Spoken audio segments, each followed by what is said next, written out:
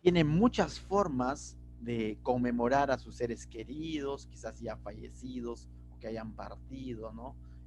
Incluso el mundo católico hace sus misas, otros hacen una reunión familiar cuando conmemoran a un familiar que ya partió, ¿no es cierto? Un familiar que ya falleció. Nosotros cómo conmemoramos a Cristo, que ha muerto, sí, pero ha resucitado y está vivo. Él ha dejado en su palabra la manera como conmemorarle. Es a través de la Santa Cena. No es a través de una imagen, no es persignándose ante alguien, ante una cruz o un yeso, no, sino la manera como nosotros conmemoramos, dice, el sacrificio de Cristo, la obra preciosa de Cristo es a través de la Santa Cena. ¿Y qué es lo que conmemoramos? Su sacrificio. ¿Y cuál es su sacrificio, pastor? Te invito a que abras tu Biblia en Isaías 53. Vamos a leer unos breves pasajes antes de celebrar la Santa Cena de Isaías 53. Y a veces es necesario leerlo, recordarlo, ¿no? ¿Sí? Entonces, si tú tienes ahí tu Biblia, vaya a Isaías 53. ¿Sí? Entonces, vamos a ir a Isaías 53 verso 4 al 7 lo vamos a leer. Mira lo que nos dicen estos 4 versículos de Isaías 53. Dice, refiriéndose a Jesús, el libro de Isaías fue escrito años, cientos de años antes de que se cumpla la crucifixión de Cristo. Isaías escribió cientos de años antes y esto él escribió y se llegó a cumplir. Para nosotros vemos la cruz de Cristo hacia atrás, Isaías lo veía hacia adelante, como algo que iba a ocurrir, como una promesa, una profecía, por eso se llamaba. Se cumplió en Jesús y ahora para nosotros lo vemos hacia atrás. Pero para nosotros hay otra promesa, la promesa de que Él va a venir por su iglesia, ¿no? Él ya resucitó también, por cierto, ¿no es cierto? Entonces vamos a Isaías 53, verso 4, mira lo que dice. Ciertamente, dice, llevó Él nuestras enfermedades y sufrió nuestros dolores, y nosotros le tuvimos por azotado, por herido de Dios y abatido. Y cuando Isaías dice, ciertamente Él llevó en nuestras, Él dice, ciertamente llevó Él nuestras enfermedades. No es que Jesús fue a una cruz porque fue un delincuente, no es que Jesús fue a la cruz porque se autodenominó Dios, esa fue la excusa, porque en su celo el fariseo, como él se hacía llamar hijo de Dios o Dios, en su celo ellos lo llevaron a la cruz. Cuando Jesús le dijo, tú lo has dicho, le cayó una bofetada y lo llevaron a que sea juzgado por los romanos y finalmente sentenciado a la cruz, ciertamente eso es. Pero en última instancia Jesús lo permitió. Él dijo, a nadie me quita la vida, yo la doy por amor de vosotros, porque tenía un gozo puesto delante de él. ¿Cuál era ese gozo? Ver tu vida cambiada, verte sentado hoy día en el Zoom recordando esta verdad, diciendo gracias Jesús, porque ciertamente te llevaste mis enfermedades. ¿Y cuál es la peor enfermedad que puede existir hoy en la humanidad? O que ha existido y sigue existiendo. ¿Será COVID? ¿Será cáncer? ¿Será leucemia? ¿Será el SIDA? ¿O será el pecado? La enfermedad más grande que condena al ser humano a vivir alejado de Dios y a ser condenado a un infierno, a un lago que arde con fuego y azufre, es una vida sin Dios. El no poder reconciliarnos con Dios en nuestras fuerzas, porque nuestra naturaleza no es así, es incompetente. Constantemente estamos haciendo las cosas mal. Y pastor, qué negativo que es usted, pero es la verdad. Bajo los estándares de Dios no hay ni uno que se pueda llamar justo, no hay ni uno que se pueda llamar bueno, no hay ni uno que se pueda llamar sano. Yo estoy sano, no necesito del médico llamado Jesús.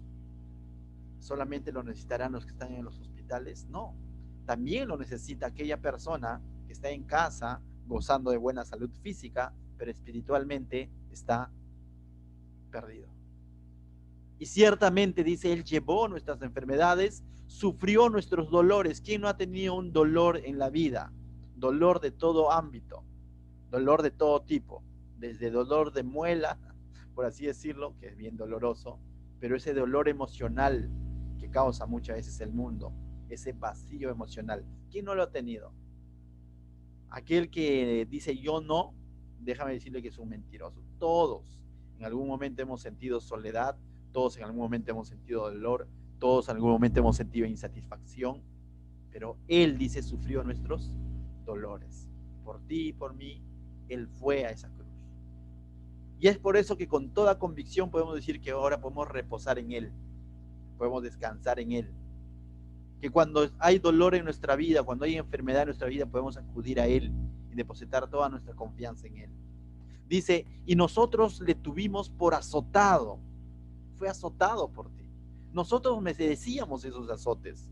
Pastor, no sea masoquista. Es que es así, la paga del pecado es muerte, dice la Biblia.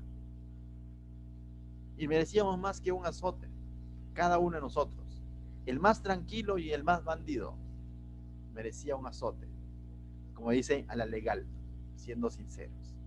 Herido, dice por herido de Dios y abatido. Él fue abatido, fue quebrantado. No solo cuando estuvo en la cruz, sino días previos, o un día antes, en el huerto de Getsemaní, vemos su oración. Abatida estaba su alma, estaba afligido por lo que había de venir.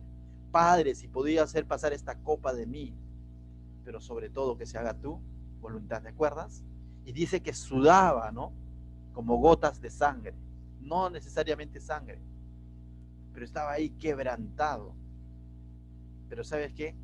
Pudo más ese gozo que estaba delante de él, ver tu vida cambiada, ver tu vida restaurada, verte salvo de la condenación del pecado. Verso 5 dice, mas él herido fue por nuestras rebeliones. ¿A causa de qué? De que el ser humano se rebeló contra Dios. Y todo ser humano en algún momento nos hemos rebelado contra Dios. De alguna manera, en mayor o en menor medida nos hemos rebelado. Queremos guiar nuestra vida contrario a los estándares de Dios, contrario a lo que Dios dice. Por lo general, todo ser humano viene a ser, de alguna manera, tiene un porcentaje de egocentrismo, donde nosotros queremos ser nuestros propios dioses. Y eso es rebelarnos contra Dios. Pero más Él, por todo eso fue herido, dice. Molido por nuestros pecados. Y esta palabra molido es desfigurado, sin rostro, irreconocible. Eso es molido. Y ciertamente, dice que quedó sin rostro, sin apariencia. ¿Te imaginas? Los que han visto La Pasión de Cristo, la película de Mel Gibson, hagámosle un poco de cherry, ¿no? A Mel Gibson. Dicen algunos que no es ni el 10% de lo que realmente sucedió. Realmente no tenía rostro, fue molido por ti y por mí, desfigurado. Y así lo llevaron y lo hicieron cargar una cruz. ¿Porque se lo merecía? ¿Porque bien ganado se lo tenía? No, porque justamente lo estaba haciendo por ti y por mí. Luego dice, el castigo de nuestra paz fue sobre él.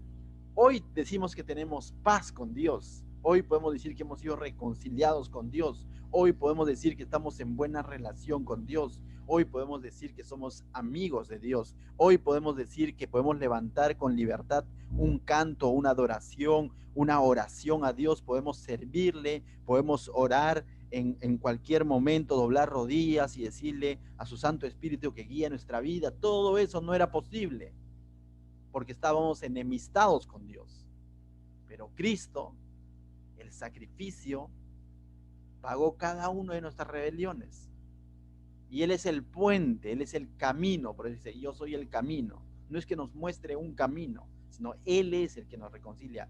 Él es el sacrificio perfecto para nosotros nuevamente poder entablar esa relación con Dios a través de su Espíritu Santo.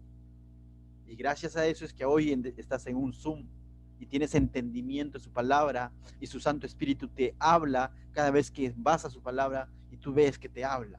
Y dices, me está diciendo Dios, clarísimo, es para mí. Antes te pudiste haber escuchado el mismo mensaje y decías, no, eso fue los fanáticos. ¿Por qué? Porque estábamos cegados. Pero ahora, gracias al sacrificio de Cristo, que realmente tenemos paz para con Dios, estamos en buenas relaciones con Dios. Y dice ahí, ¿no? Y por su llaga fuimos nosotros curados, ¿no? Por sus llagas, por sus heridas, somos curados en todo sentido. Amén. 6. Todos nosotros nos descarriamos como ovejas, todos, o sea, no hay aquí alguien que pueda decir, no, pastor, usted se equivoca. Jesús ha muerto por todo menos por mí. Yo mismo he ganado el cielo. Levante la mano para decirle que no está en el cielo, por así decirlo, ¿no? O si no, nadie. Ninguno de nosotros podría decir. Dice que la paga del pecado es muerte. Eso sí, es una consecuencia, una recompensa por hacer lo malo es la muerte, una consecuencia. Mas la dádiva de Dios, no recompensa, sino dádiva de Dios, regalo de Dios, es vida eterna. ¿En quién? En Cristo Jesús, Señor nuestro. De tal manera que la salvación es un regalo. Valóralo como tal, disfrútalo, vívelo, valóralo, como dice el libro de Hebreos, valora tu salvación. Valora tu nueva relación con Dios, valora que Él te haya abierto esos ojos espirituales y que ahora puedas tener una comunión con Dios. Valora cada una de las reuniones que Dios te permite ingresar, cada vez que te hace llegar su palabra, valora tu vida día a día, valora tu salvación. Porque antes estábamos descarriados, ahora estamos siendo apacentados por el pastor de pastores, el Señor de señores, el médico de médicos, que es Jesús. Dice, cada cual se apartó por su camino, mas Jehová cargó en él. ¿En quién? Jesús. Porque este pasaje Isaías apunta a Jesús. Es Jesús de quien está hablando. Mas Jehová cargó en él el pecado de todos nosotros. Hemos hablado de la ira de Dios que va a ser derramada en el Apocalipsis, ¿se acuerdan? Hace unos días atrás, ¿sí? Donde van a ser 7 años donde se va a derramar la ira de Dios, literalmente, la gran tribulación, donde Dios va a permitir cada uno de estos eventos catastróficos, de epidemias, enfermedades, muerte, todo lo que desoladora, todo eso que va a venir, Dios lo va a permitir porque es parte de su juicio, es parte de su ira.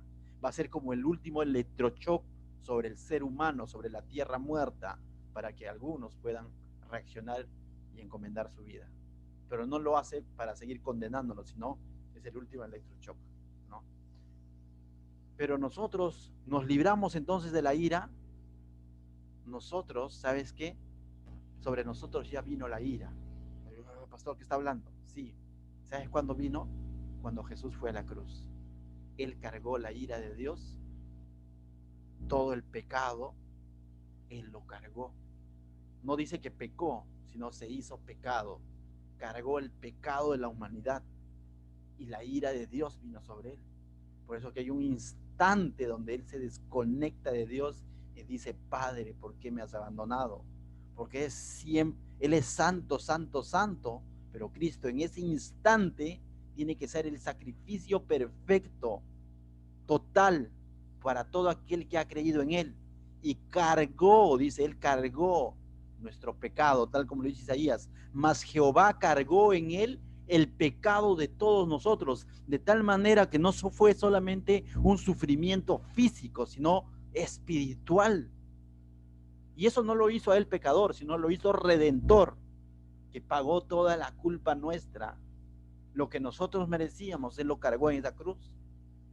Y eso fue el momento más, por así decirlo, más terrible de la humanidad, por así decirlo. Uno de los momentos más terribles. Cristo, en su naturaleza humana, cargando los pecados de la humanidad. Y Él dijo, Padre, ¿por qué me has abandonado? Padre, a ti encomiendo mi espíritu. Entonces, por eso es que Él, en su naturaleza humana, si es posible pasar esta copa de mí, si es posible pasarla, pero que se haga tu voluntad. No había otra manera. Ese es el plan de redención. Tenía que haber un pago perfecto. Oye, pero Dios nos hubiese perdonado así nada más. Dios no puede dejar de ser un juez justo. De tal manera que en la cruz podemos ver dos cosas. Podemos ver, por un lado, misericordia total de Dios con la humanidad, pero al mismo tiempo podemos ver juicio. Eso sucedió en la cruz. Juicio para todos aquellos que no van a creer en ese sacrificio y que dicen: prefiero la ira, prefiero que venga la ira, prefiero asumirla yo.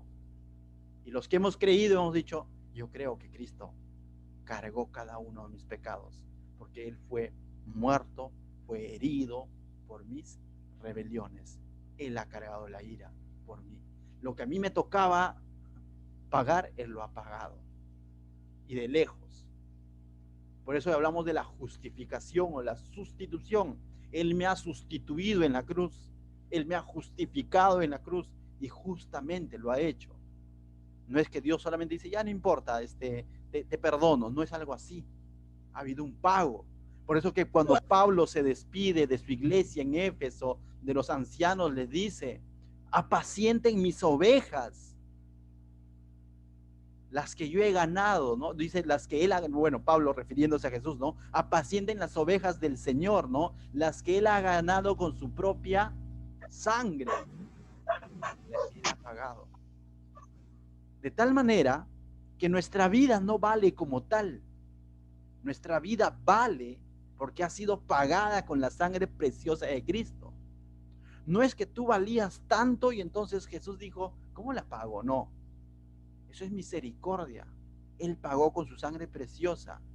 Y eso te hace hechura suya, poima, obra maestra en Cristo Jesús, no en tus fuerzas, no en tu talento.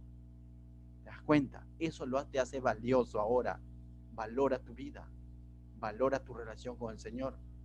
Pero si yo entiendo todo esto, entiendo el sacrificio de Cristo, entiendo lo que Él ha hecho, pero voy a seguir viviendo como me gusta vivir, estoy deshonrando, estoy desmereciendo ese sacrificio.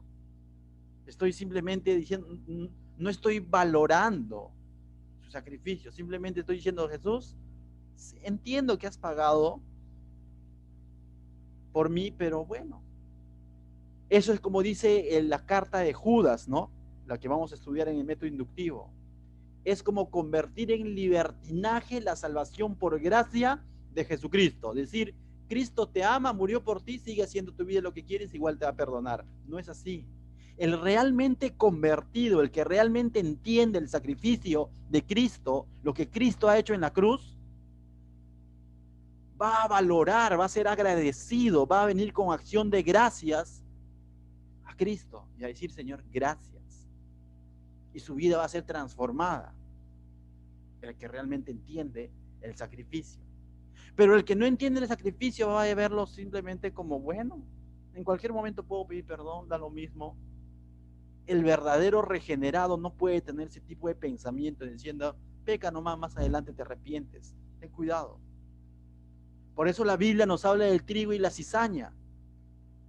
El trigo da frutos dignos de arrepentimiento, que muestra que esa vida se ha arrepentido, como decía Pablo.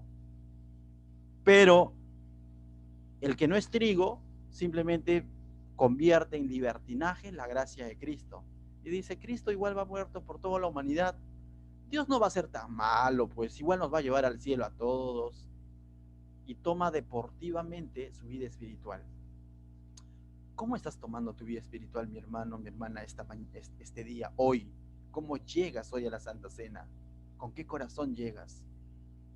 Con un corazón diciendo: Señor, te he fallado, te he defraudado, ayúdame.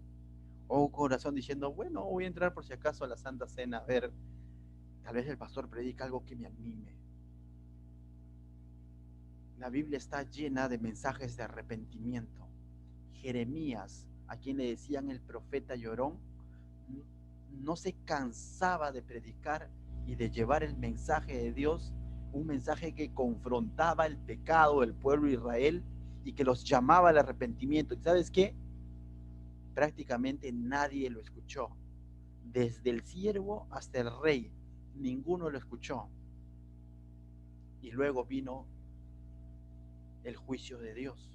Pero créeme, Nehemías fue fiel al llamado de Dios. Esta noche tú estás escuchando la palabra de Dios. Está en ti si reaccionas ante esa palabra o simplemente dices: para la próxima. Termino leyendo Isaías verso 7, dice: Angustiado él y afligido, no abrió su boca. Como cordero fue llevado al matadero, y como oveja delante de sus trasquiladores, enmudeció y no abrió su boca. Simplemente guardó silencio, no se quejó, no dijo que por Julio César me voy a crucificar, no, por Anderson, por él. Ah, pero si me va a fallar Pati, que por él, no dijo eso. Simplemente no abrió su boca, no se quejó. Y hoy en día nosotros viene una aflicción pequeña, económica, salud, dolor de cabeza, algo, y nos quejamos, decimos, Señor, ¿por qué? ¿Por qué a mí? Y le estamos diciendo en el fondo estamos quizás no te has puesto a pensar, pero en el fondo estamos diciendo, qué injusto que eres, ¿no? ¿Por qué a mí? O sea, a otros le va bien, a mí no. O cuando llega y el Espíritu pone en tu corazón la necesidad de orar, tengo sueño, Señor, tú comprendes. Y nos quejamos muchas veces de Dios. Indirecta o directamente lo hacemos. Pero ¿sabes qué? Él no abrió su boca. Él no abrió su boca. Y eso es lo que Dios ha permitido que hoy día recordemos, su sacrificio, lo que Él ha hecho por nosotros. Y eso es lo que nos permite la Santa Cena, recordar el sacrificio de Cristo. ¿Qué representa el pan? ¿Qué representa la sangre? El jugo de uva. Pablo ya en 1 Corintios capítulo 11, verso 23, quizás son palabras que te suenan ya conocidas, repetitivas, y el pastor siempre la menciona, y ya como que ya no causa, como que antes cuando yo escuchaba esto me conmovía, ¿no? Antes cuando leía Isaías 53 me conmovía, pero ahora lo leo tan deportivamente que ya no me conmueve. La palabra de Dios es viva y eficaz, pero ¿cómo está tu corazón? De tal manera que cuando leemos estos pasajes, deben de conmover nuestra vida, deben de decirnos, deben de recordarnos que Él se entregó por nosotros. 1 Corintios 11:23 dice, porque yo recibí lo que también os he enseñado, dice Pablo, siguiendo la enseñanza de Jesús de Mateo 22, de Lucas, ¿no? La institución de la Santa Cena. Dice, que el Señor Jesús la noche que fue entregado tomó pan, dice, y habiendo dado gracias lo partió. Y eso es cierto. Pero Jesús no estaba haciendo pues no un compartir, ¿no? No estaba haciendo un intercambio de regalos. Jesús estaba dando una enseñanza. Les estaba diciendo que él sabía claramente que su cuerpo iba a ser partido, ¿no? Él sabía. No es que al Señor Jesús lo cogieron por sorpresa. Oh, qué traicionero, que es Judas a la traición por sorpresa. No, él sabía. Incluso él le dijo, lo que tienes que hacer, anda, ve. Una vez, Judas, te haces tarde, dijo, ¿no? Algo así. Anda, ve. El que moja su pan en mi plato, ese me va a traicionar. Jesús sabía lo que iba a ocurrir con él. Recuerda que él es 100% hombre, pero también 100% Dios. Él veía los corazones, él tenía la omnisciencia, se imaginaba, sabía lo que iba a pasar con él. Entonces dice, este es el pan que representa mi cuerpo, molido, desfigurado, traspasado, crucificado, colocado una corona de espinos, flagelado. Todo lo que hemos visto, hemos aprendido, estudio tras estudio. Él sabía que iba a ocurrir con él, no lo cogieron por sorpresa, y ese es el pan. ¿Y por qué instituyó la Santa Cena? Porque quiere que nosotros también constantemente recordemos ese sacrificio. Porque cuando recordamos ese sacrificio, justamente vamos a valorar nuestra salvación. Vamos a ser agradecidos con Él. Va a conmover nuestra central, nuestro interior nuevamente. Y vamos a decir, Señor, ciertamente, qué privilegio ser cristiano. Luego dice, tomó también, dice, la copa después de haber cenado, diciendo, esta copa es el nuevo pacto en mi sangre. Esa sangre preciosa que fue derramada, ¿no? Con el cual hemos sido comprados. Hoy en día se habla de la sangre de Cristo tan a la ligera, sin entendimiento, ¿no? Te cubro con la sangre de Cristo, y se ha usado como un cliché, ¿no? Yo me acuerdo o como un amuleto. De niño me acuerdo que cuando había un relámpago, así como hace unos meses hubo acá en Lima, ¿vieron? Y donde todos se asustaban. Eso era normal allá en la sierra, ¿no? Yo era niño y había un relámpago, alumbraba los cerros y dentro de un momento iba a sonar, ¿no? El trueno, ¿no? Entonces sonaba el relámpago, a nosotros de niños nos habían enseñado que abras tus brazos, hagas una cruz y digas, Santa Bárbara, doncella, ampárame de este rayo, Señora. Ni entendía ni conocía quién era Santa Bárbara, la verdad, hasta ahorita no la conozco, no me la han presentado. Pero a veces el cristiano usa de la misma manera la sangre de Cristo. Te cubro en la sangre de Cristo. O en el nombre de Jesús. Declaramos prosperidad, declaramos sanidad y declaran muchas cosas. Cuando en el nombre de Jesús, en el sacrificio de Cristo, debemos poner nuestra mirada y arrepentirnos de nuestros pecados. Porque para eso Él fue entregado, para pagar por nuestros pecados.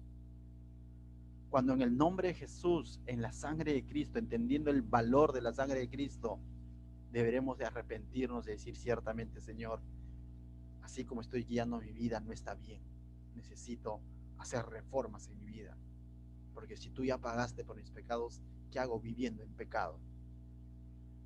Eso debería de causar, cuando escuchamos la sangre de Cristo, el cuerpo de Cristo, el nombre de Cristo, causar cambios trascendentales en nuestra vida, más allá de declararlos así a la ligera.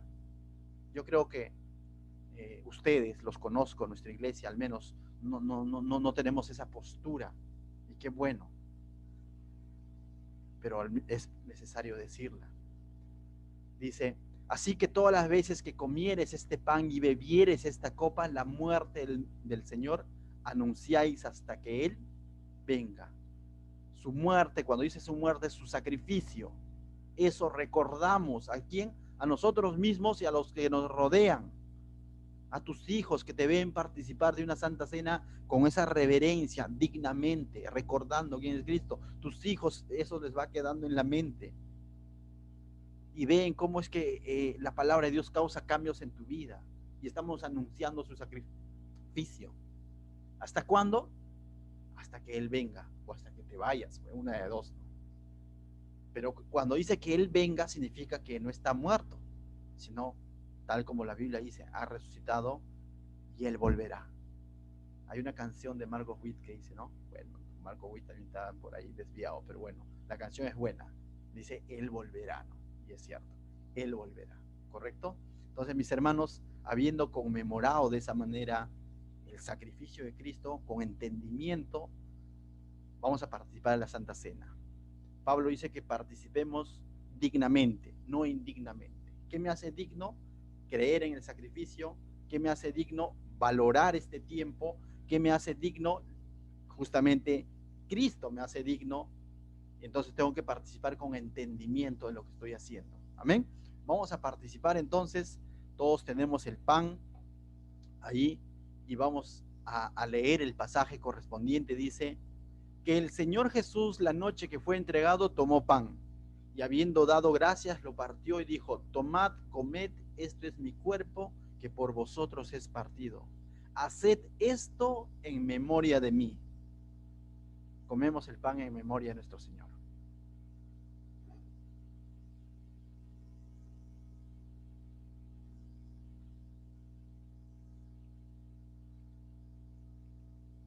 ...25... dice, asimismo tomó también la copa después de haber cenado, diciendo, esta copa es el nuevo pacto en mi sangre, haced esto todas las veces que la bebiereis en memoria de mí.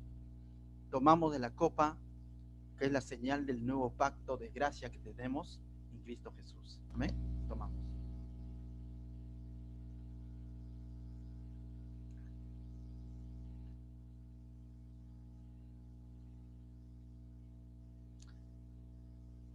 Bien, finalmente dice, así pues, todas las veces que comieres este pan y bebieres esta copa, la muerte del Señor anunciáis hasta que Él venga. Amén.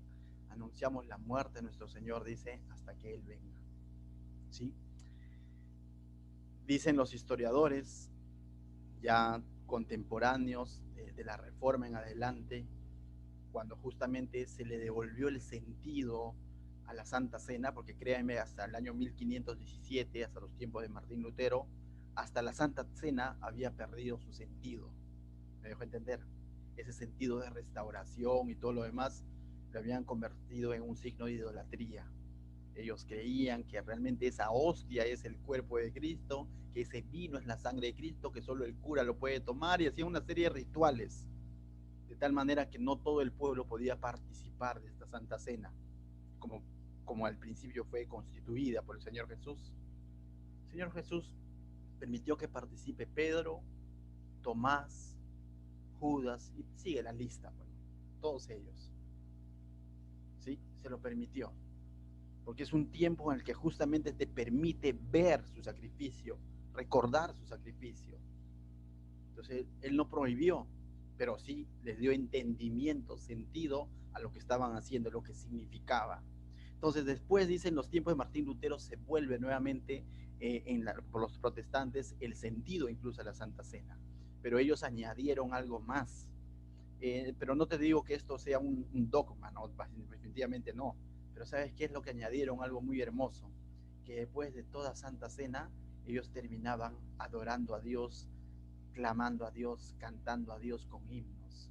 Y yo quisiera esta noche que nosotros también podamos cantarle ahí en nuestros lugares a Dios, pero cántale de corazón con entendimiento por lo que Él ha hecho en tu vida, por lo grande que es Él. ¿Qué tal si le cantamos a nuestro Dios este himno?